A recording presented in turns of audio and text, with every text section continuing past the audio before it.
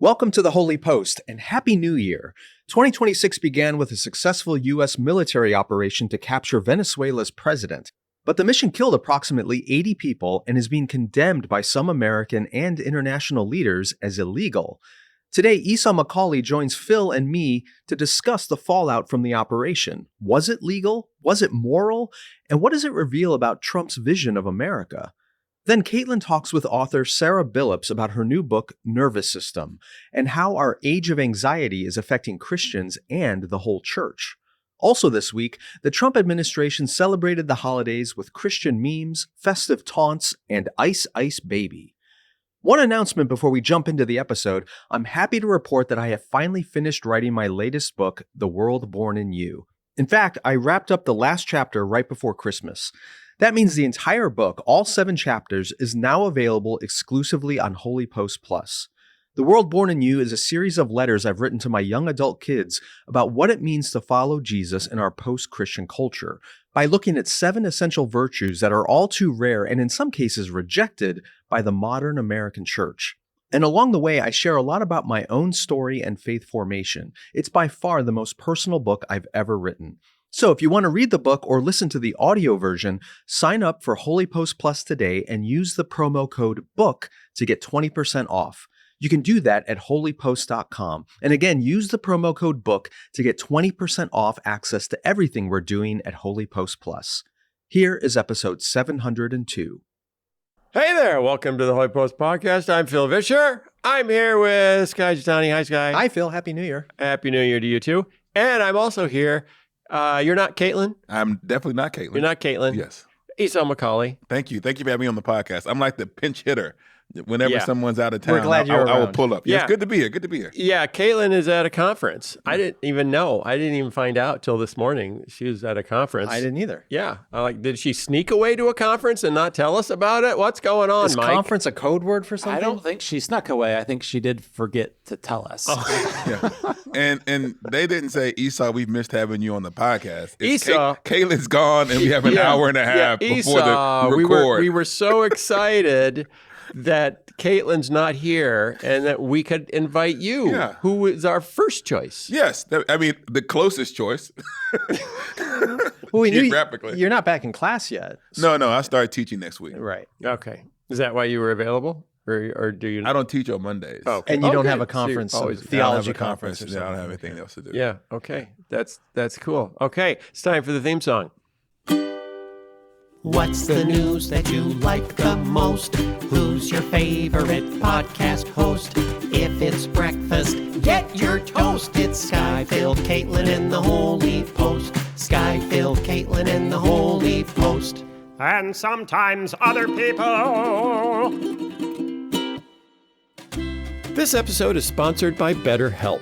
October 10th is World Mental Health Day, and boy, I'm a little worried about the world's mental health. Wouldn't it be great to find someone who can help you on your own journey to better mental health? BetterHelp therapists have helped more than 5 million people worldwide. I like the fact that you can request a Christian therapist, and that you can change therapists at any time until you find the person just right for you.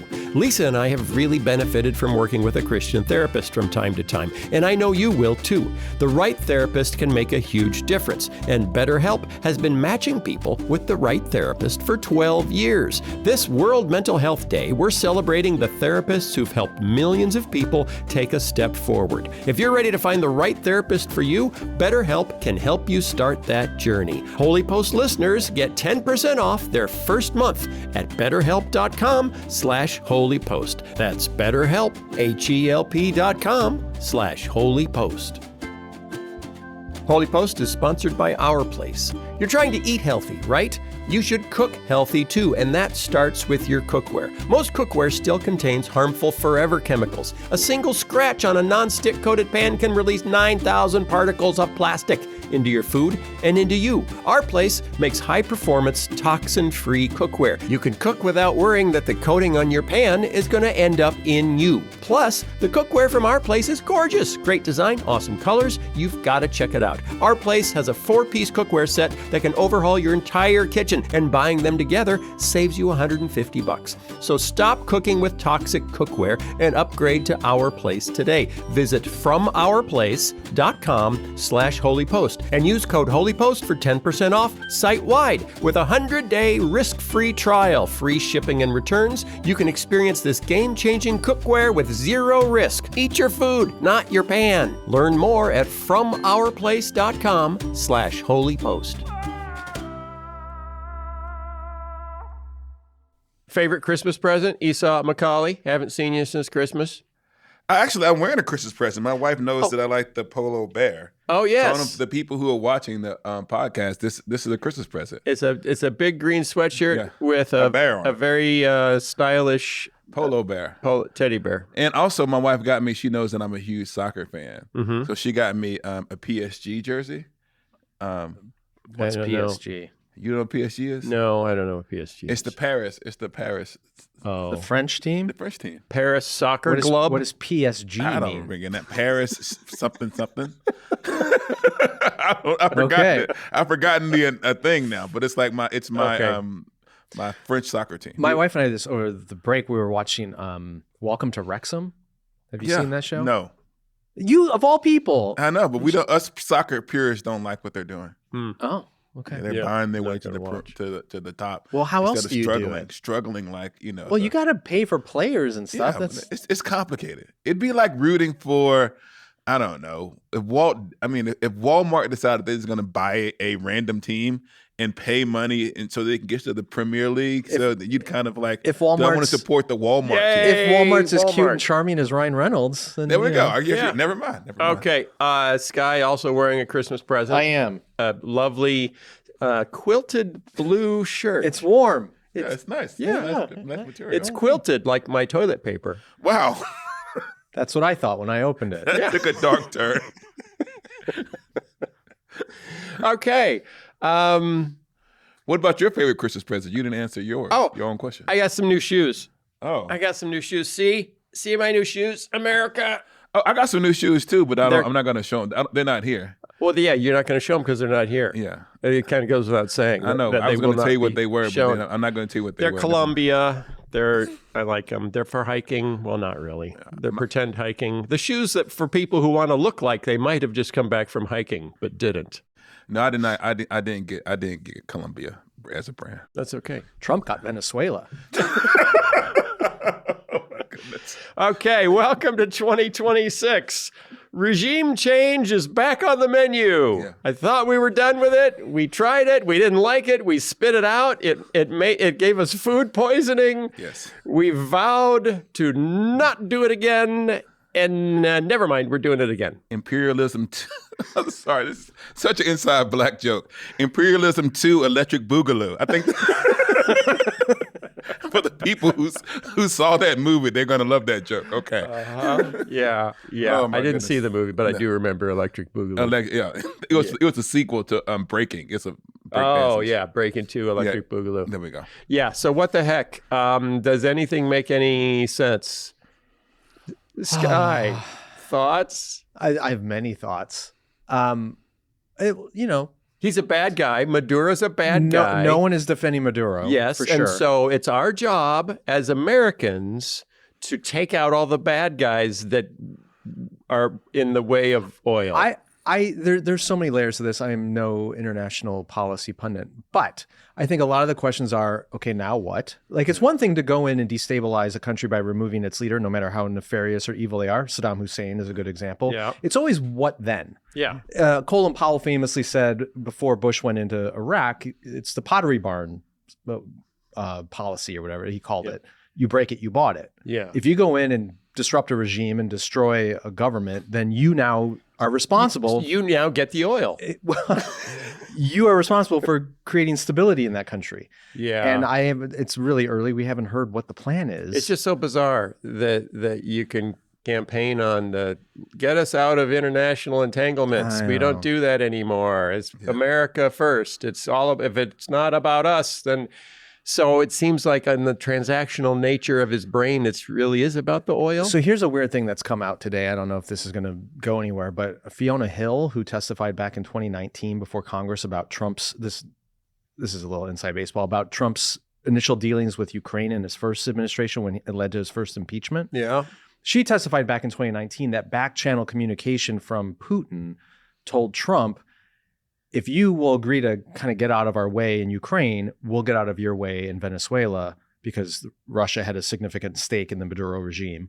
And you can go into Venezuela and take the oil and do whatever you want. So now people are speculating, is that deal what's precipitated this new action that we're now going to withdraw from Ukraine so that Putin can do what he wants in his sphere of influence, and Trump thinks the Western Hemisphere is his sphere of influence. Yeah. Like, these are like mafia dons fighting over neighborhood turf. Yeah. And Trump's attitude is the Western Hemisphere, the Don Roe doctrine, as he's now calling it, and a pun on the Monroe Doctrine, that he should have the right to do whatever he wants anywhere in the Western Hemisphere, including Greenland and other places. I feel like I should have the right to do whatever I want in the Western Hemisphere.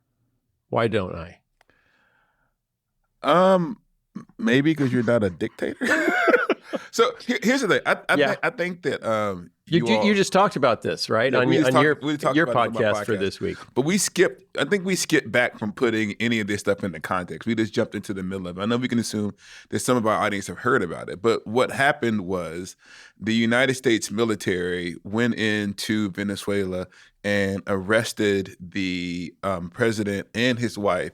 And apparently it was like a law. It's being presented as like a law enforcement thing that was aided by the military, not a military action, so we're technically not at war.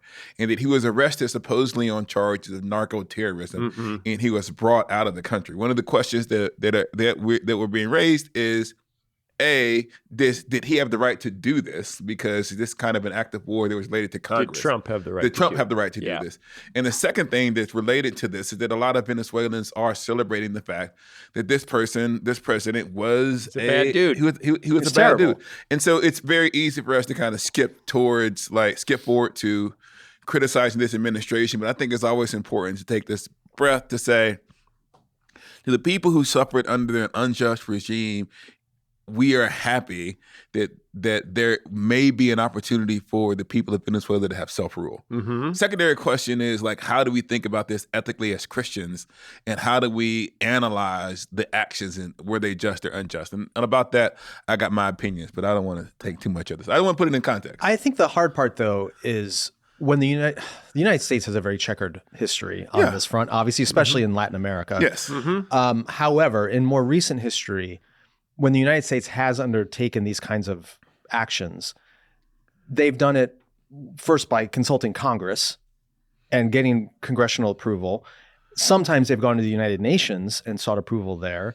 Other times they've built international coalitions with allies to undertake this stuff. So it's not, and the weird part is now the story's coming out that apparently Donald Trump informed oil executives in advance that this was happening when he didn't even inform Congress that this was happening. Well, I think that's the reason why, and this is one of the things we struggle. We can have this intellectual analysis about all of the geopolitical implications of it. And a lot of those things tend to follow the direct statement that was made by the president. The president said it's about the oil. Right. If he says it's about the oil, I can. Well, and it's the important part. If it is about the oil, whatever secondary goods that may come from it, I can say that the intention of a power grab was unethical. Like that particular thing. And then I can say the history of American intervention, both in South America and the Middle East, has rarely, if ever, resulted in an improved quality of life for the people who have had their kind of nation destabilized by these actions. I just got finished reading a book about Dwight Eisenhower and D-Day and World War II. And a lot of Americans go back to World War II as the moment when we were clearly on the side of righteousness, right? And we were the benevolent liberators of France and Western Europe and on and on. And we gave the children chocolates, for heaven's sake. And we look back at that moment and go, see, we are a good, benevolent country. And then throughout the Cold War, things get murky. You know, there's a lot of things, shady things that the United States did in different parts of the world, but we always wanted to keep up the appearance of our righteousness by at least looking benevolent in what we were doing. And you can go back to the Iraq War under George W. Bush and go, oh man, that was a mess from the beginning, and the lack of WMDs and on and on and on. But we at least kept up the pretense of trying to do the right thing and be righteous. And what's so weird about this event is I'm not saying everything that America's done in the past has been truly righteous and altruistic. We at least tried to appear that way. in the Western Hemisphere. Right. And now it's like we just look like the bully and the bad guys. I'm not saying Maduro was worth keeping in power, but we've done nothing to guarantee the security of the people of Venezuela. We've done nothing to ensure there's a good, stable government in the wake of him being removed. We've done nothing that looks like we are trying to promote democracy. Yeah. It's just blatant. We want the oil. We have the muscle to do this. It's mob diplomacy. And that's what I mean. The secondary justification and the place where you expect me to argue is the part that gets frustrated. Like after you've said it's about the oil, you can't then later say, no, we support democracy. We're going to work with these people. No. You've said the quiet part out loud, and all of the other sophisticated analysis to me is pushed to the side, and I can see something for what it actually is, which seems to me to be a money grab. Yeah, it's but a lot of people are saying, "Oh, it was a successful. We've done a successful thing." Well, I guess if you achieved your goal, you could say yes, it was successful. But we also, I mean, it wasn't just like we snuck some guys in and snuck a guy out. Yeah. There were 150 planes involved that blew up air defenses, that bombed numerous military sites. So it really was more like the setup of an invasion, so that several helicopters could go in without any fear that they would be shot at. Cuba is already saying at least 40 of their citizens were killed in the operation. Almost the entire security force, the personal security force for the president, was killed. So we killed quite a few people because we want to arrest someone to try them for narco-terrorism. It's just the body count is concerning if it's a law enforcement operation. Yeah, to use a terrible analogy, it's like you've got a patient with a tumor, and you have successfully and very strategically we got the tumor out and surgically removed the tumor from the patient. You're like, we got the tumor out. What a great surgery. But you didn't actually ask the patient for permission, and you've left them on the table without any plan for recovery. And you took a leg while you were at it. Yeah, so it's like, congratulations, U.S. military. You did what you were designed and trained to do better than anyone in the world. But there's legal restrictions on how and when you are allowed to do this, that the president, as the commander-in-chief, is obligated to abide by because he took an oath to uphold the Constitution. This is I would say, like, man, this is all of this stuff gets really frustrated because I'm actually a pacifist. So I don't want to argue just war theory, right? I don't want to argue just war theory. I think because of the testimony of Jesus, Christians ought to be on the side of non-violence. I believe that almost every Christian nation not every Christian nation, that the Christians in every nation, when our country has gone to war, we tended to support that war in the moment. And it takes time for us to kind of look back after the fog of war and to clear it, to say, oh, this probably wasn't a good idea. And so in general, I think it's better when a nation is rushing to war that the Christians should be on the side of peace. Nonetheless, I will say there is actually Christian reflection of what makes the war just and what makes the war unjust. We talked about this about 20 minutes on the podcast, but I'll just only mention two of them. There's like 7 principles. You can Google them on the internet. One of them is, all Christians agree about this, right intention. One of the first things you have to say before you have a war for it to be just in the Christian tradition is your goal helping the oppressed, kind of righting a wrong and putting forward the common good? And we know that we've already said the intention of this war, as stated by the president, was to get oil. The other one is a proportionality, and this is a little bit trickier, but I'll just only use this one. It is that you know that the effects of the military action will, and the evil that inevitably comes with it when you do military action, this loss of life and these other things, the effects of that action will be better than if things had not been done otherwise. Right. And so given the fact that we've seen so many times how our interventions into South America has gone poorly, I can say that we don't actually know that the proportionality of the effects of this action is going to be good. And I can say all of that and at the same time recognize, okay, what you do have is the removal of someone whose life made people miserable. And if you were a military operative, all you can do is follow out the task that was given to you by your government. And if there is a failure in that responsibility, it's because we have created the context where the people in charge of governing our military and giving them commands aren't acting reasonably. So that's kind of a corporate failure on our part. Which brings up the question I think is more interesting is, how are Trump's American voters and supporters reacting to this? Like, are they happy about this? Are they going, wait, to your point, Phil, like what happened to America first? I thought we were getting out of international entanglements. When are, especially as evangelical supporters, going to say, this is not what we wanted, this is not what we voted for, this is not ethical, this is not moral? I mean, if, heaven forbid, American lives had been lost in this operation, what would the country's response be different? I don't know. See, that's the thing. You said ethical and moral, which is different than legal. Something could be legal but be immoral. That's right. That's right. And so I've seen people say technically, because this was, there's the technicality argument as to whether or not something was legal and whether or not congressional oversight was required. I think there's a strong argument to be made that it was required. But I don't want, as a Christian, I'm asking, it's just ethical. I think there's a lot of Christians in America, and just Americans in general, who want to believe that America is a moral, ethical, shining light upon a hill, to use Reagan's language. And this president, over and over and over again, is just dismantling that myth. And he's exposing, we're betraying our allies. We're not got the back of people who we committed to. We're going and doing all these crazy actions around the world. He's saying horrendous things. At what point does this president so fail to represent the morality of Americans that they turn on him and go like, no, we don't want this guy? Or at least the illusion of morality of Americans. The feigned morality. I know. The reality. I mean, the way we want to see ourselves. Yes. I mean, I'm just thinking about this and say, like, it is amazing how the narratives that we do choose to believe about ourselves. So let's take it seemed to be related. Follow me down this road. For, I don't know, 100 years, 150 years, 250 years, African Americans talked about this thing in different language called systematic injustice. These kinds of institutional barriers that were in the way of African American flourishing. We were seen as woke and whatever we kind of dismissed this. There's no data to support this, even though there's reams of data.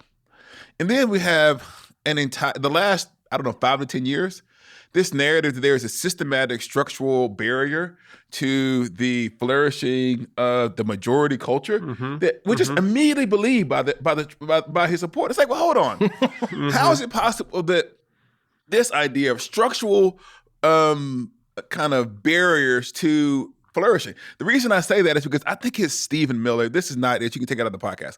One of the guys who's in the Trump administration posted that after World War II, Americans and the people in the West have been apologizing for liberating the world. What we've seen over the last, 50 to 75 years have been this long apology. We're no longer going to apologize for being the most powerful people in the world. We're going to kind of shape the future.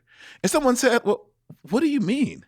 That the wealth has increased in the West over that post-World War II greater than it ever was before. There is no mythic oppression that we need to redress by once again taking over the world. And so I do see this moment that the stories that we tell about ourselves and the things that we're experiencing as a country, these delusions lead to people in other places actually suffering. And until we learn to tell the truth about ourselves, I think we're in danger of doing a lot of harm to other people. Well, especially we don't want to hear bad news about ourselves.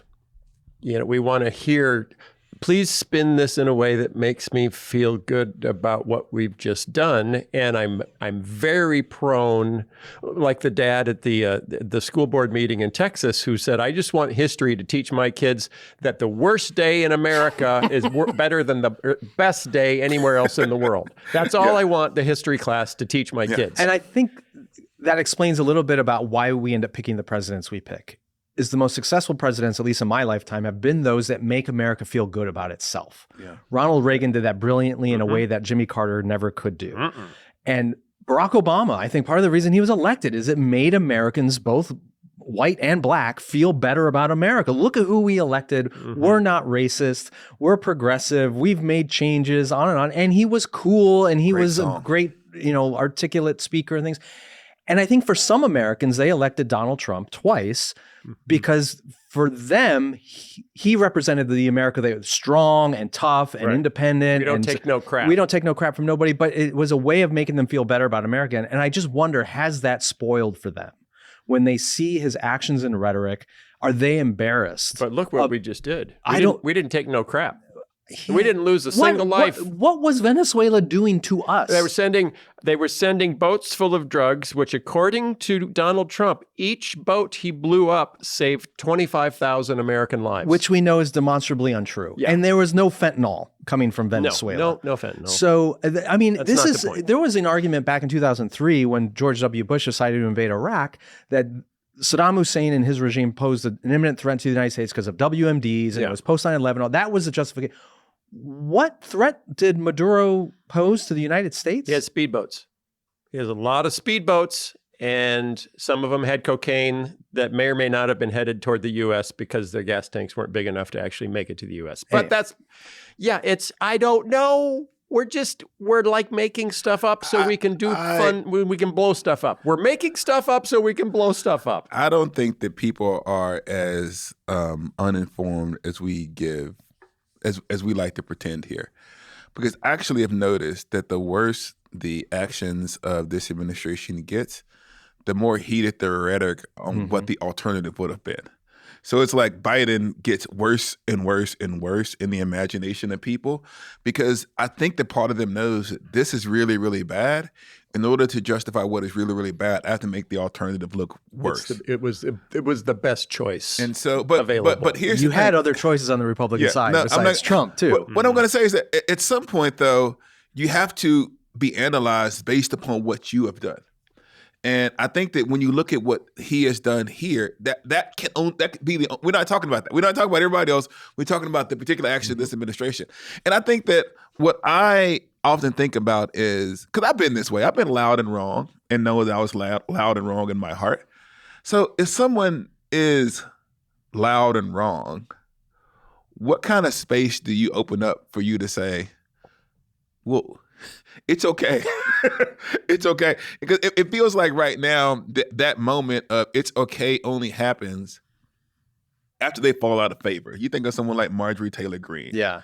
And she's had this moment where she sees through all of it. But it was she had a Damascus Road experience. Did you read that long interview or article about her where she talks about her faith quite dramatically as being a turning point for her with Trump?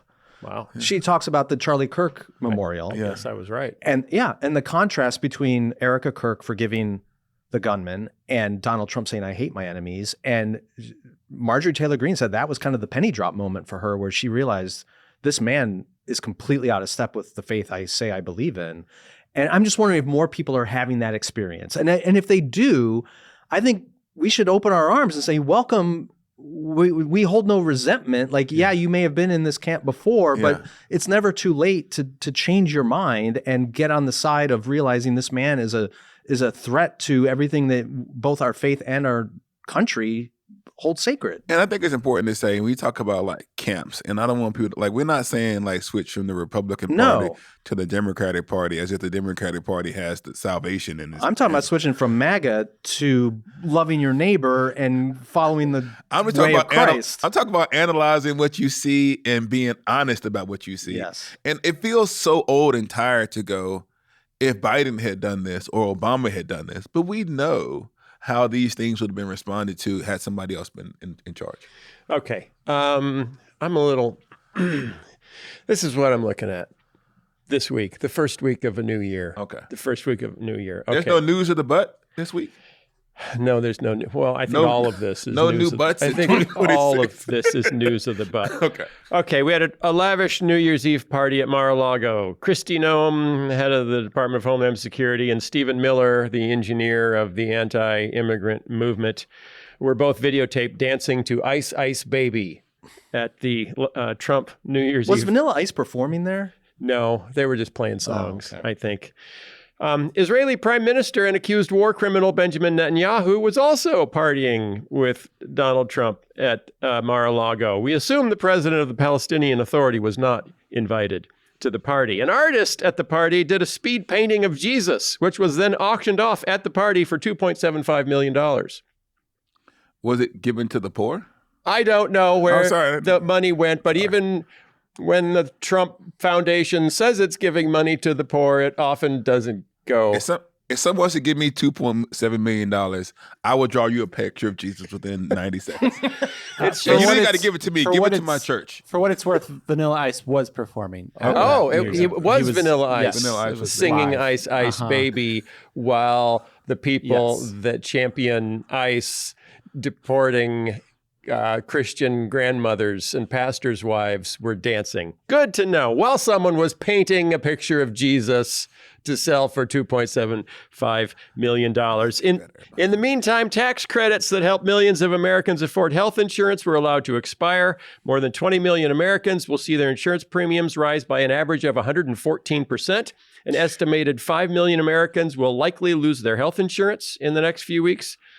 Democratic Socialist Zoran Mamdani was sworn in as New York City mayor. He's New York's first Muslim mayor, and when he was sworn in, he placed his hand on a Quran, which is an option that all politicians are given. What book do you want to put your hand on? Leading Alabama Senator Tommy Tuberville to declare the enemy is inside the gates. Yeah. Just given all the problems you just mentioned about losing health insurance and premiums going up and ICE raids in our country, is the fact that somebody put their hand on a Quran who is a Muslim, that's our biggest problem we've got? That's the enemy that is now inside the gates. The Trump administration blames the entire Somali American community for a fraud ring committed by at most a few dozen people in Minnesota, referring to Somalian Americans as collectively garbage. A tweet from the Department of Homeland Security, Kristi Noem's department, showed a painting of an idyllic tropical beach with a vintage American car with the text, "America after 100 million deportations." What? Yes, this is a government department Yes. who is suggesting we can make America great again by deporting almost 1/3 of Americans. Yes. DHS added the line to the tweet describing the painting as the piece of a nation no longer besieged by the third world. 100 million people. Yes, America after 100 million deportations. That's what the Department of Homeland Security would like to accomplish. 1/3 of all the people here. Roughly. The painting by a Japanese artist was used without permission. Other official Christmas tweets. The Department of Homeland Security posted a video featuring images of Jesus in a manger with the caption, "We are blessed to share a nation and a savior." All Americans share a common savior. They didn't say whether the savior was Jesus or Trump. We do not know exactly what they had in mind, but there was a picture of Jesus. Secretary of State Marco Rubio, his official account, tweeted, "The joyous message of Christmas is the hope of eternal life through Christ." That was not a message from Marco Rubio, but from the Department of State. The Department of Labor posted the message, "Let Earth receive her king." Trump, after strikes against Islamists in Nigeria, tweeted, "May God bless our military and Merry Christmas to all, including the dead terrorists, of which there will be many more if their slaughter of Christians continues." On Friday, Wait, That's the spirit of Christmas. I'm sorry. Merry Christmas, including the dead. Yes, Merry Christmas, Merry to the dead Christmas to the dead terrorists sorry. that we blew up. He said the attack on Nigerian Islamists was a Christmas present to ISIS, to them. Yes. A reporter working for the publication The Hill asked the White House to comment about all the explicitly Christian tweets from official accounts. White House spokesperson Taylor Rogers responded, quote, "Only fake news reporters would write a story using so-called critics suffering from a severe case of Trump derangement syndrome to peddle anti-Christian bias." He continued, "The Trump administration is proud to celebrate Christmas with more than 160 million Christians across the country. We wish all the haters and losers a very Merry Christmas." The contrast between painting pictures of Jesus, tweeting about our Savior, and calling people garbage and saying Merry Christmas to people we've just killed, and bombing a nation to get its oil, like all in the same week. And doing it flagrantly and openly and with, yeah. Esau? I'm embarrassed. Esau? I'm sorry. I'm trying to think. You hit me with the tsunami of data, so I'm trying to figure out which one of those are worth engaging. We're gonna. Well, America will be what it used to be. So once we finish deporting 100 million people. So let's just start there. Okay, then. So actually, I want to talk about the Somalians. Okay, let's talk about the Somalians first, and I'll talk about like when we say America, what do we mean?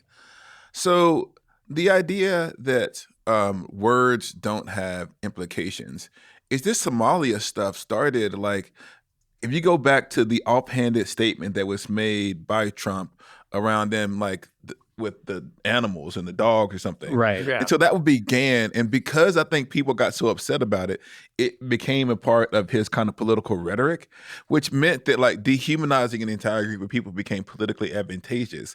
And the people who I would have assumed that most Americans before this happened had no real like animosity towards the Somalian people. And all of a sudden the Somalians are seen as politically dangerous. So it doesn't actually matter if there's any evidence of there's widespread fraud. And the idea that once again, even if it were, like you said, most of it was not done by Somalis, it was done by other people. But even if it was 10 to 12 people, the idea that once again, when you're a racial or ethnic minority, the actions done by a few stick to like an entire people group versus when like Americans do stuff, it doesn't attach to America. So there's a certain hypocrisy. There's a certain kind of racism inherent in the idea. Is why is it plausible that of course that like all of the people of Somalia somehow conspired together to do like this fraud. So the idea that it was immediately plausible, then everybody kind of agreed to it, shows something's going on there. But I want to say this thing about like, when we talk about America, I do not consider like the actions of 10 to 15 politicians as being America. When I think about like what makes America special or what makes America a place that I want to live, I look at the heroic virtue of people who exist despite these odds. So my definition of America is like the witness of ordinary Christians who haven't lost their political minds. I look at the people who during these same Christmas holidays when these tweets and things were being sent out, we're helping people who are suffering. That doesn't mean that we ignore these things. It doesn't mean that people didn't vote for these things. But this isn't the only America. I agree. And so maybe I want to say like, yes, I can say that our government does things, and the people who supported this government are somehow attached to it. But that isn't the only America I know. And so maybe I want to say I saw some beauty over, like from January 1st to now, that isn't actually displayed in that list of like 35 horribles as horrible as things are. And that's true of any culture, any country, right? But here's the problem. Like Trump's approval ratings right now, I think, are in the mid-30s. Yeah. Right. So the majority of Americans do not support him and his actions and his policies, things like that, which is reassuring. But here's the thing: the biggest group that supports him. But here's the other thing. Are who? White evangelicals.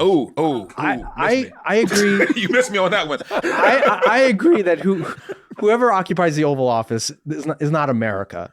However, one of the things we've prided ourselves on, at least throughout my lifetime, has been this idea that we are a country and a culture that creates and educates brilliant people, and that we've had a political system that tries at least to select some of those brilliant people to lead us. Yeah. And what I think has been shown is we're no longer operating in a way that selects smart, intelligent, discerning people to represent us, either in the White House or in Congress right now. Our political system, I would argue, does not reflect the goodness of the people. So I'm gonna ask the question that maybe that's why y'all invite me only to come here once every like 2 or 3 months. During what years do you think? No. Sorry, like from 1980 to 2000. It's like what years? We're not talking about like the pre-suffrage. You're not talking about Jim Crow. So you're talking about maybe from the 80s up until so you're talking about 25 years where most Americans everywhere had a right to vote without fear of loss of life is a 40, if you're going to say the 80s now, it's around 45-year-old phenomenon.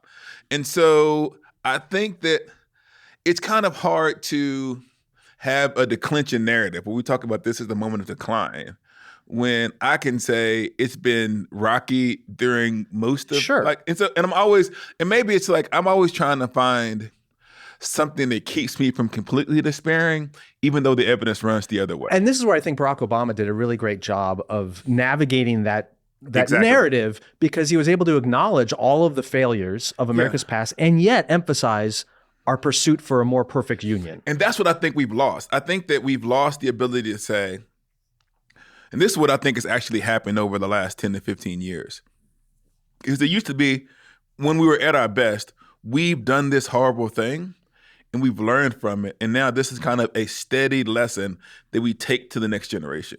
And so acknowledging the failures and then moving forward. What we've had recently in their latest telling of the story is, let's just erase all of the failures. And let's only tell their story of America. But I don't think that you're making my point for me. I think the majority of Americans agree with you. Yeah. And that fact is not reflected in our politics. Yes. Because our politics are so broken that we've elected a president and we have a do-nothing Congress that doesn't abide by the Constitution, doesn't do what the American people want it to do, and a president that doesn't reflect that view of America as a flawed but ever-growing nation. Yeah, I think you see the distinction historically. When someone said to Trump, but Putin is doing this and Putin is doing that and Putin is a horrible guy, and his response was, and you think we're so good? Right. Yeah. Have we ever had a president before who wants us to think Americans are less good than we think? Yeah. Exactly. That's kind of new. Don't you think, Esau? Rather than calling us the better angels of our nature, he's calling us to our and I don't think that reflects the majority of what Americans believe. Yeah, I say that, but I also want to say that that narrative of American goodness was sometimes weaponized against significant portions of the population. Totally. And let me explain what I mean. This is the next step in America's great step towards like becoming amazing. You say what the Democratic Party says. And if you don't support this part, you're guilty of all the other sins that preceded us. And eventually people just got tired of being told that. And so they said, crazy as it is, well, let's just embrace being, the worst. And so there is what we try to do here is to articulate the bad. But I see a hard-heartedness where when you lay out the litany of misdeeds, people go, yes.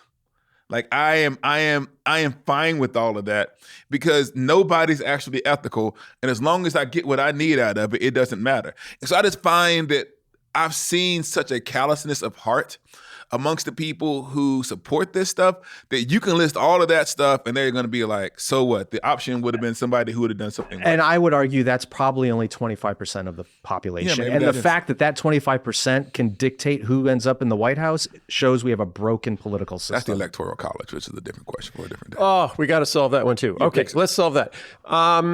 I had two other stories which we were going to get to, but I also thought maybe we'd end up talking about all this stuff for a while, which we did, and we're more or less, we've used up our time. So I'm going to hold those stories for when Kaitlyn's back, because, yeah, I know you read them, but look at the time, Esau McCaulley. Who did you interview? Who was on your show this week? Show Baraka. That's cool. Yeah. So and producer Mike. And producer Mike? Oh, that's even... Yeah, every single time. How did you get Mike? Because we've been trying to get him on this show, and he's not available. Basically, nobody else wants to hang out with me. He's like my last friend. Esau's mom just pays me every week to show up on the podcast. Be nice to my baby boy. All right. When Kaitlyn's back next week, assuming she's not at another conference without telling us, when Kaitlyn's back next week, we'll talk about love. Oh. I got some love takes. Maybe we could have you back for a little love. I want you dressing like a Cupid or something. Okay, that's not going to happen. That would Thank be you, though. so cute. So it's a new year. It's the year Christians are going to say, we've had enough. This is it. We reject this more and more. And there are a lot that already do. There are a lot that always have. But it's going to grow. It's going to grow. I believe it. We're going to make it happen. We're going to get more information out. Is this what you want? Is this how you want us to portray ourselves and the role you want us to play in the world? And more people are going to say, gosh darn it, because we Christians don't swear. So we're going to say, gosh darn it, no.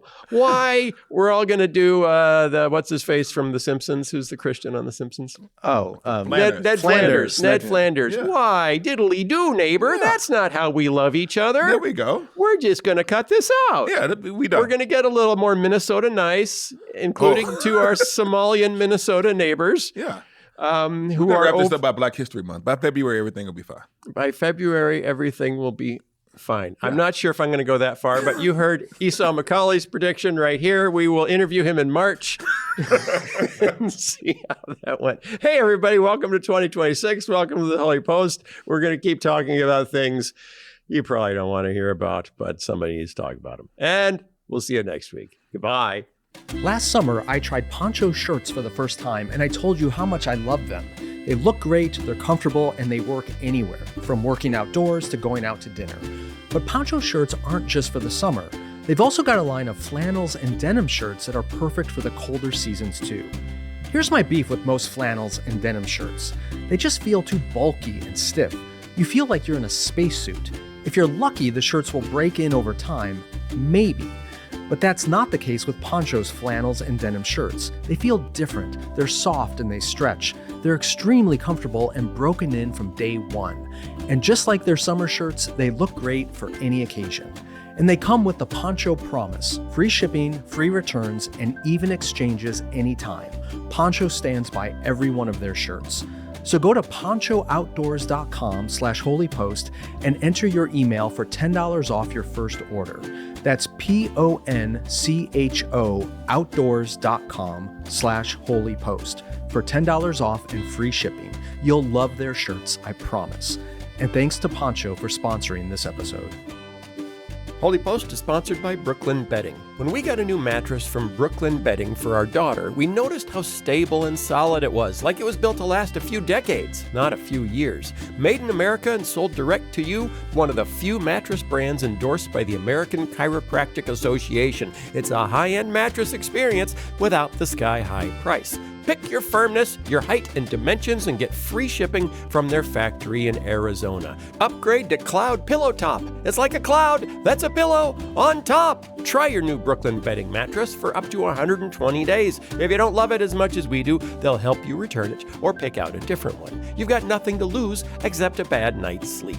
Go to brooklynbedding.com and use our promo code HOLYPOST at checkout to get 30% off site-wide. This offer is not available anywhere else. That's brooklynbedding.com and promo code HOLYPOST for 30% off site-wide. Support our show and let them know we sent you after checkout. brooklynbedding.com, promo code HOLYPOST. HOLYPOST is sponsored by DripDrop. We've all heard that hydration is important and something about electrolytes, yada, yada, yada. That's for athletes, right? Wrong. More and more people are making smart hydration a part of their daily routines, and DripDrop is a big part of that. DripDrop is doctor-developed, proven, fast hydration that helps your body and mind work better, which is exactly what you need in 2026. Clearer focus, better energy, elevated mood, even that fresh skin glow. It uses a precise ratio of electrolytes and glucose for rapid absorption, delivering 3 times the electrolytes and half the sugar of leading sports drinks, so you feel results fast and without the sugar crash. 16 original flavors plus 8 zero sugar options. And best of all, right now DripDrop is offering podcast listeners 20% off your first order. Go to DripDrop.com and use promo code HOLYPOST. That's DripDrop.com, promo code HOLYPOST for 20% off. Stock up now at DripDrop.com and use promo code HOLYPOST. It seems like everyone is talking about anxiety all the time. We had Jonathan Haidt on the show to talk about his best-selling book, The Anxious Generation, and the impact that social media and smartphones are having on young people. We've talked about the rising mental health crisis in America and within the American church, and there's loads of data to back this up, with more people on anti-anxiety medications than ever before. So it's not an exaggeration to say that we are living in the age of anxiety, which is why Sara Billups' new book is so timely. It's called Nervous System: Spiritual Practices to Calm Anxiety in Your Body, the Church, and Politics. That subtitle really captures her unique take on this popular topic. Rather than dealing with just one layer of anxiety, she sees them as interconnected. The anxiety that's infecting the American political system, for example, is affecting many of us personally as we engage the news or social media, but then we carry this anxiety into our communal lives in our churches. Kaitlyn spoke with Sara Billups about the book and the practices she believes can help us both individually and corporately to overcome our nerves and become the non-anxious presence that our families, our churches, and our whole culture needs right now. Sara Billups is a writer and cultural commentator who's written for the New York Times and Christianity Today. She has a doctorate of ministry in the sacred art of writing, and you can hear more from her on her Substack page, Bitter Scroll, and on her podcast, That's the Spirit. Here's Kaitlyn's interview with Sara Billups. Sara Billups, thank you so much for joining me today. Thanks, Kaitlyn. It's good to be here. I am so excited to talk about your new book, Nervous Systems, Spiritual Practices to Calm Anxiety in Your Body, the Church, and Politics. I told you a moment ago, the cover is fantastic. If people can see it, they should look. If they need to look it up online, beautiful cover. And I immediately, when I saw this book, thought, thank goodness someone is combining these things. I spend a lot of time thinking about anxiety personally and in politics and in the church. And there's resources to think about each of those three things. But I was so excited to see that you had written on the three of them together, and especially kind of spiritual practices in relationship to them. But let's just start out with this book. You might not be able to tell from the cover title, includes a lot of your story about your family and your children and kind of your experience with anxiety. Talk about why you wanted to write this book this way right now. Yeah. I think you could reasonably argue that not all eras are anxious like this one. I think that this question of how to live well in the presence of anxiety was pretty top of mind for me. I mean, I think there's certainly for some of us genetically some anxiety that we can see in families. For me, it was very much that, and certainly demonstrate it from my dad specifically. I joke that I was worried over in the womb, probably worried over in the crib before I could talk. So just a lot of modeling, specifically around the body. And so in the first part of the book, I just have a kind of wondering about what it means to carry anxiety, especially as we have kids. And we may see some of those patterns come up in the next generation. And in my own case, how I was caregiving for my mom and dad as they were both, my dad recently passed, but was unwell with blood cancer for about 5 years. My mom has Parkinson's disease, dementia. And so I think the stat is about a quarter of adults in the US are either currently in the sandwich generation or certainly will find ourselves there sometime soon as the boomer generation continues to age. And so, I saw myself in this interesting place where I was doing a lot of caregiving all around and then noticing anxiety in my own body and wanting to understand that more. But then looking around at the church body and the body politic, it was pretty easy to see this kind of breadcrumb trail through. The church is just the gathered body of believers. It's just individuals gathered together. It's not kind of hard to see kind of collective anxiety responses then. And certainly that would scale up nationally and politically. So I just wanted to explore that, and then also some practices that might be able to help. Yeah, I love that. And I love how by talking about anxiety personally in the church, in politics, you're addressing this underlying issue, whereas a lot of stuff right now is addressing what are the presenting political failures or church things that are going on. Instead, you're addressing, okay, underneath there is this shared experience from individuals to these larger groups. Let's start by talking about anxiety and the body. You mentioned in the book there's a lot of focus culturally on the body and wellness. And even as I was reading that part, I realized that even though as a Christian I care so deeply about the body, and the incarnation teaches us so much about God's concern for the body, but I prickle a little bit sometimes when I hear certain phrases about the body. And I also prickle when I hear certain phrases about anxiety, because we're so saturated in therapy speak too. So there's wellness culture, therapy speak. I get a little bit nervous sometimes when I hear all of that because of some of the ways I've seen it misused. Talk to us a little bit about a distinctly Christian way of thinking about those things, about the body, and particularly how we think about the body in relationship to mental health. Yeah, I think that in the book, instead of trying to dig down into more of the I'm not a psychologist and I'm not a trained theologian, but I am a writer and a person that thinks a lot about culture. And so it was really fun and interesting to think about, especially as a person in her late 40s, how wellness culture specifically, kind of insidiously, is all around. And, you know, I think that there are good and healthy practices that the kind of consumer-based wellness culture more broadly can offer many of us if we have access to them. So I think it's important to kind of self-implicate too. Like I see that I myself, I kind of joke at one point, I did a dryuary a couple years ago, where instead of having a glass of wine before dinner, I would stop.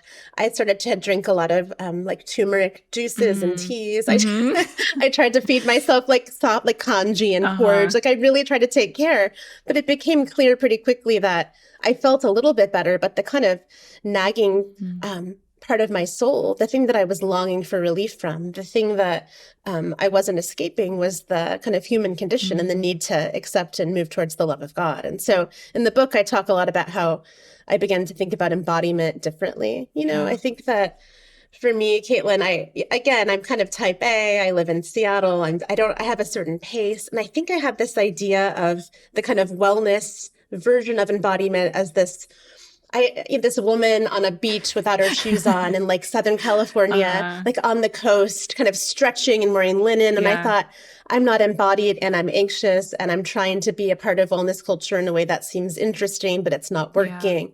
But I just began to think about the person of Jesus, the incarnation, being this ultimate example of embodiment, and how that kind of made me see myself a little bit differently.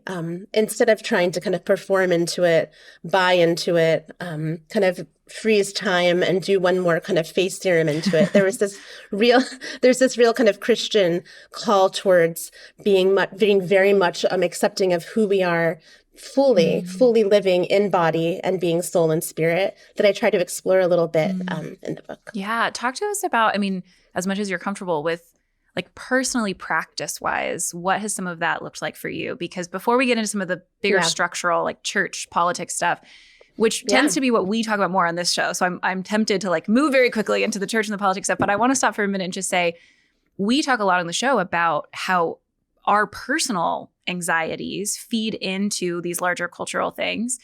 And sometimes I think people scoff at the like spiritual formation way into thinking about this, like that you're kind of avoiding the big structural stuff. But I really want us to think, for many of the people listening, they've probably heard us on this show talk about this, but without saying much specifically about like, what could you do? Or what's a practice that's helpful? Obviously, it so depends on people and their communities and their churches, but could you just give us some examples of things that you have found helpful personally?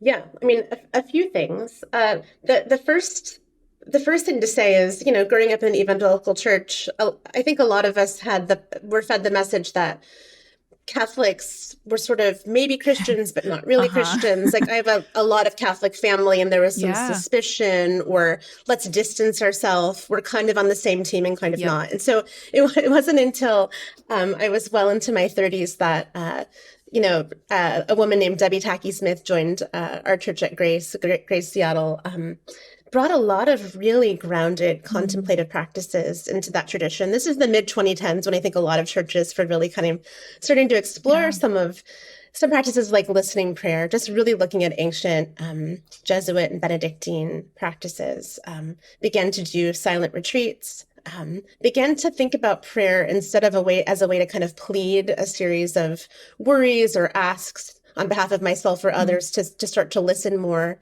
to be in silence more, began to pray using Lectio Divina or the Examen or some other ways to kind of look back across my day, and invitation to see how God shows up and meets us. And then a big thing for me, and the book kind of drives to this, was these Ignatian spiritual exercises, which is really rooted in the practice of sensing God's love. And so something that I do now practically in the morning, instead of praying in sort of a pleading way, I just sit for a couple of minutes and I try to sense God's love. And that feels so basic, Kaitlyn, like, of course. Like, no, but it sounds really hard too, actually. It's so hard. It took me 2 years. So for 2 years, every morning, I would pray a different verse about God's love to try to I thought maybe a year would be good, but I need it too, just to really, something that we hear if we grow up in the church so much, of course, is like God, Jesus loves you. But then believing and metabolizing that is a whole different story. So I took time to kind of stop and give myself space to really understand, do I feel loved? Can I receive love? So practically, that also means a lot of walking, a lot of noticing, a lot of being outside, a lot of listening. Some breath prayer has been really important to me. Things that, again, used to seem, as a person that feels less embodied in a traditional way that I thought, was the stereotype. It took a while for me to come into it. But when I did, I began to feel like, oh, this isn't just for me. This is like grounding me from the inside out. And so I think embodiment can do that. I love that. My therapist regularly says something about, where do you feel that in your body or what's happening in your body? And I often want to be like, I don't. I'm feeling and thinking things. It's in my brain. Like, I don't even know what you're asking. And it's been really helpful to go, oh, I live a certain kind of life. And you probably feel this way too, writer around a lot of like academics and creative people. And it's like, I do tend to think I live in my brain and I don't pay attention even to what's happening in my body. So even just like taking that time, my first thought when you were describing that was really thinking about the love of God actually sounds really hard. And doing anything where you're kind of pausing and concentrating sounds really hard. Yeah, that's right. Let's talk about the church a little bit. I think on one hand, if someone said, okay, there's a lot of anxiety in the church, maybe the evangelical church specifically, but also just the church in America broadly, people might very easily go like, oh, yes, of course, but not think much about, okay, what do we mean when we say that? So when you set out to write about anxiety in the church, what were the kinds of things you were noticing that made you go, oh, maybe anxiety is the thing that's happening here that I need to write about? Yeah. When I began to think about any scenario, something that's broken in the church, thinking of abuses of power, sexual abuse, harm, narcissism, whatever the topic, whatever the experience, it became kind of clear that there is an anxiety response kind of underlying all of that. I mean, those of us that still identify as Christians and go to church, I think have a fear that it might happen to us, that our leader might fall from grace, that there could be some experience. We're kind of bracing, like what's going to come, even if it's not our church denominationally, more broadly. So there's a sense of unease and anxiety kind of bracing and waiting. Those that have left the church, I think, just are seeing again and again examples of why I think that may have made sense in a lot of cases, but then maybe are feeling anxiety about, what does this mean for community? Yeah. What does this mean for my place and finding my people and finding other people moving towards Jesus? And so if we're in the church or outside of it, if we're a congregation member or if we're a leader, a pastor or a priest or somebody that works administratively, I think that we see leaders circling the wagon, like protecting maybe there's a sense, are they protecting themselves, protecting their power? Yeah. Those are anxiety responses too, even if that's happening. Yeah. And so there's these different camps that are kind of polarized, set against each other. We believe the worst about each other. I think underneath, if you kind of dig down underneath all of that, I think we're really trying to grasp at control and certainty and be okay. And that's all anxiety. Yeah, absolutely. And I, as you describe in the book, see this happening both in the kinds of churches I grew up in, more conservative evangelical churches. And then I see it happening in people who leave those churches and maybe go to a more progressive church or even go to kind of a spiritual, not religious, kind of community and have shed some of the theology, but have kept some of the anxiety, and it keeps popping up and it's undealt with. And one of the things you talk about in that section that I've never really thought much about is kind of the moral obsession of like, and this is what I see so often staying from one end of the spectrum to the other, even if you move, is like anxiety around doing it all right, politically, theologically, and having that drive, like you said, some of the polarization, some of the us versus them. So can you talk a little bit about that kind of obsession with getting, like you said, control, but also just being correct morally? Because I think some of us assume that occurs maybe in the fundamentalist or verging on fundamentalist group that we grew up in. Yeah. And then sometimes don't realize that maybe that's some of the anxiety that still is animating us today. Yeah, it's such a good question. I mean, gosh, there's so many different ways I could answer it. I think that there's this idea of wanting to feel safe and all right and correct because of the sort of always kind of looming slippery slope. There's this idea that if I'm not doubling down, if I'm not extra right, then maybe that means I'm a step away from my faith slipping. Maybe that means that if I, instead of meeting someone with curiosity and non-anxiousness and love, if I see that, what if they go down the slippery slope? How does that, what does that implicate about me? And, I wrote this book, Working Believers, that came out in 2023, and it looked at growing up in the 80s and 90s in ways that nationalism and culture war stuff kind of could be threaded through to today. And when that came out, I just remember everybody that I talked to, maybe you had like an uncle that was into Pizzagate or QAnon, or maybe it was just at Thanksgiving, there was a strange family relationship or dynamic at church, but everybody wanted to kind of reach across the table and reconcile. There was this longing to be repaired. But now, I mean, Kaitlyn, you probably noticed this as well, online and in broader spaces, and certainly in the church, there's almost this feeling of division because it's almost like we're worried about being contaminated by the other. It's almost like if we reach across the aisle, what does that implicate about us? What does that say about who we are? And we want to feel safe, and we want to feel clear and like we are aligned with what we believe. But whatever side of the aisle you're on, I mean, I think that there's just Jesus calls us to love the enemy, but if we make the enemy the other, where does that play out? It just becomes an act of war. Yeah. I mean, there is no reconciliation, there is no healing, there is no way forward when we double down. And that is something that I very much see in the church and also more broadly in politics too. Yeah. And so I really wanted to think through, what do we do? What do we do? Yeah. Oh, I'd love to. Let's talk about the politics too, because even what you just said, I don't want to be contaminated. I see this so much in terms of not just like my association with someone who I believe really might hold to political or theological things that I think are really deeply wrong. Somehow that, impinges on my moral purity. But some of what I hear online, and we'll get feedback about this on the podcast, if we do too much one week of ask questions and be curious about your, Trump supporting family member or whatever, some of the pushback will be, that isn't taking the issues seriously enough.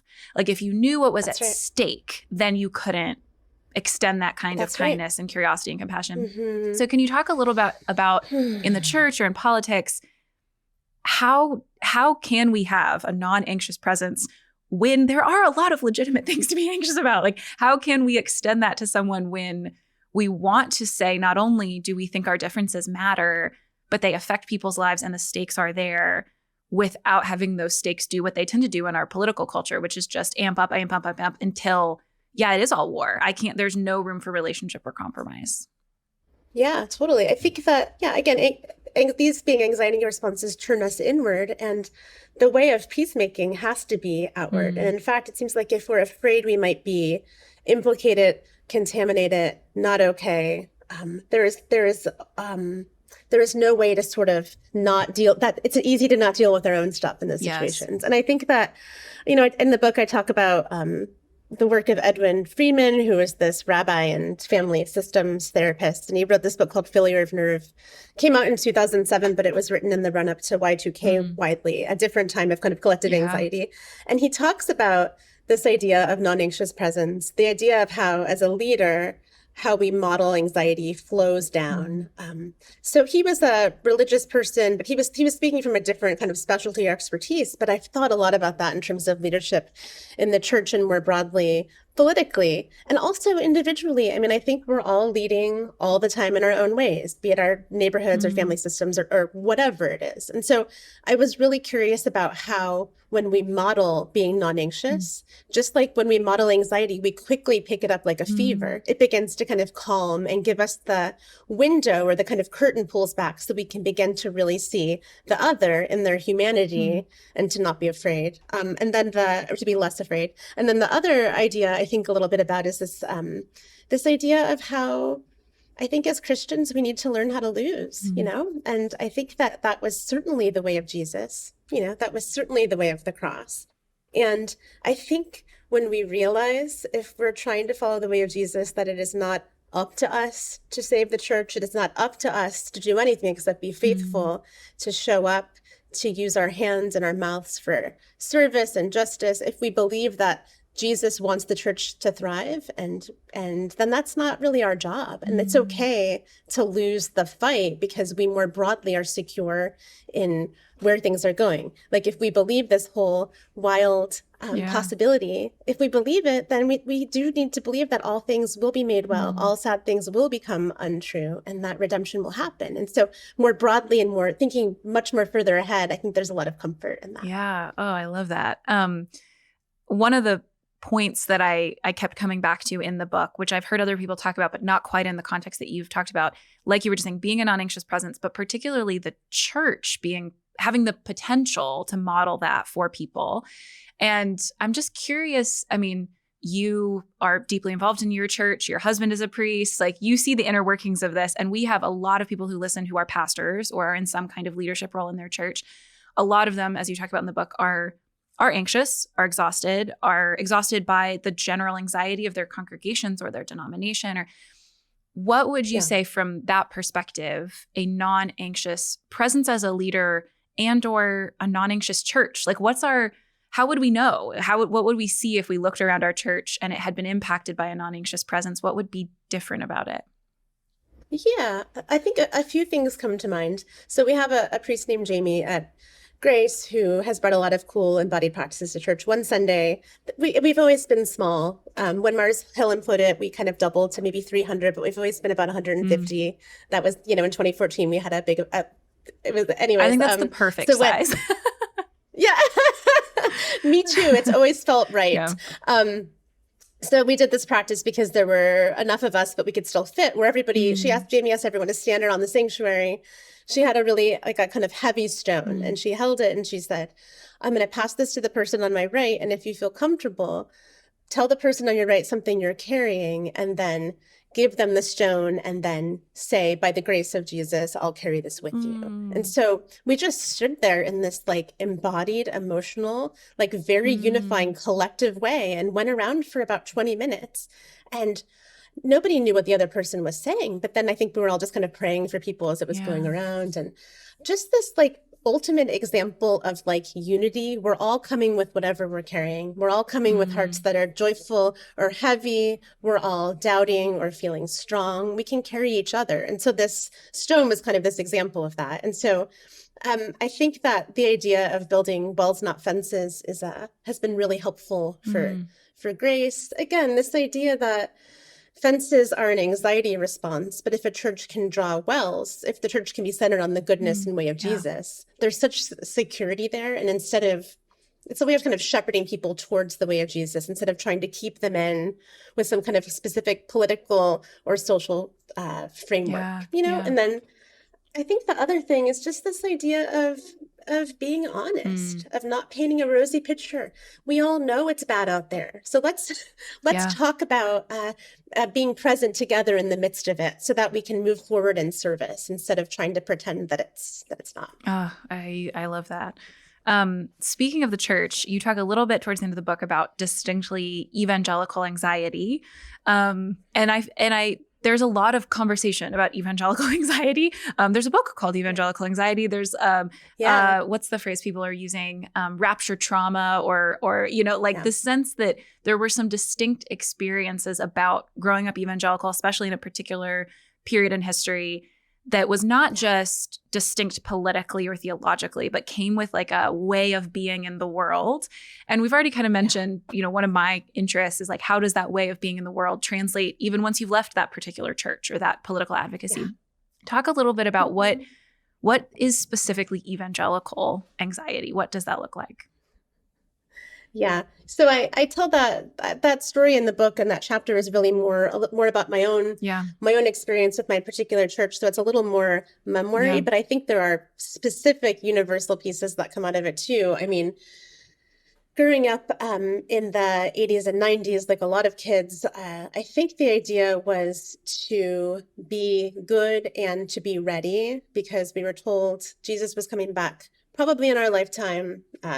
My husband, Drew, is told that he wouldn't, like many people, wouldn't probably marry or have a family. And he remembers just crying in the backseat of his car. So I think that the way that a lot of us were raised, instead of there being a freedom from anxiety because the love of Jesus was so compelling, instead of being well formed by the way of Jesus, I think I was formed by the mall. I was formed by like the mall on Saturday, church on Sunday. I was formed by youth group culture that was really around purity and waiting. And I think that I was formed around this idea of the enemy always lurking, and if we're not careful, we will be devoured. Yeah. And so that led to pleading in prayer every night, like many of us, Jesus, come into my heart.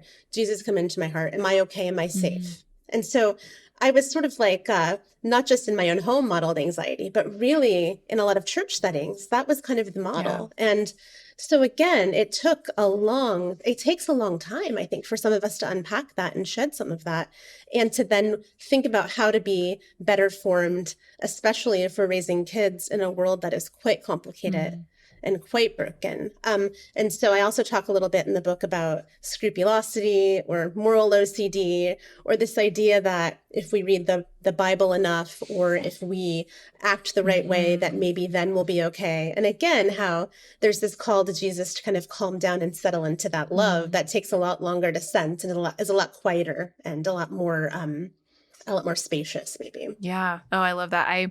I have often talked to friends of mine about, how have you slowly over time overcome the sense of like, do I have to every communion pray another, like, am I sure I'm saved prayer? Like every night when I'm a little anxious, pray, am I sure I'm saved prayer?